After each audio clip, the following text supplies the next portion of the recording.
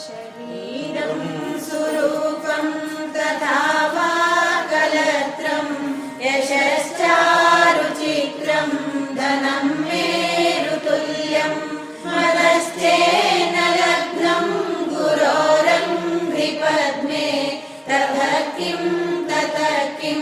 ततः किं ततः किम् कलत्रं धनं पुत्रपौत्रादि सर्वं गृहं बान्धवा सर्वमेतद्विजातं मनश्चेन लग्नं गुरोरङ्घ्रिपद्मे ततः किं ततः किं ततः किं ततः किम्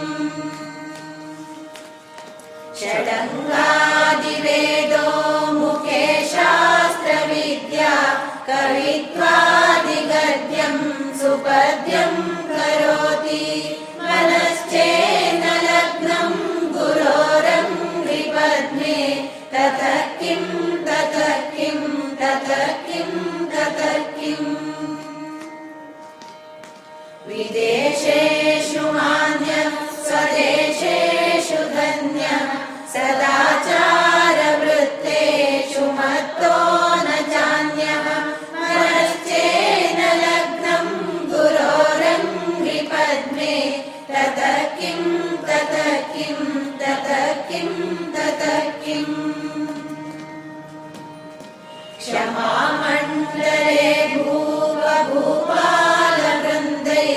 सदा सेवितं यस्य पादारविन्दं मनश्चेन लग्नं गुरोरङ्घ्रिपद्मे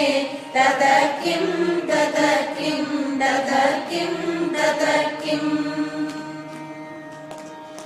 यशो मे गतं दिक्षु दानप्रतापात्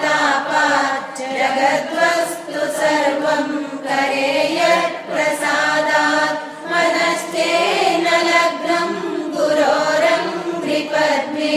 ततः किं ततः किं ततः किं ततः किम् न भोगेन योगेन वा वाजिराजौ न कान्तामुखेनैव वित्तेषु चित्तं मनश्चेन लग्नं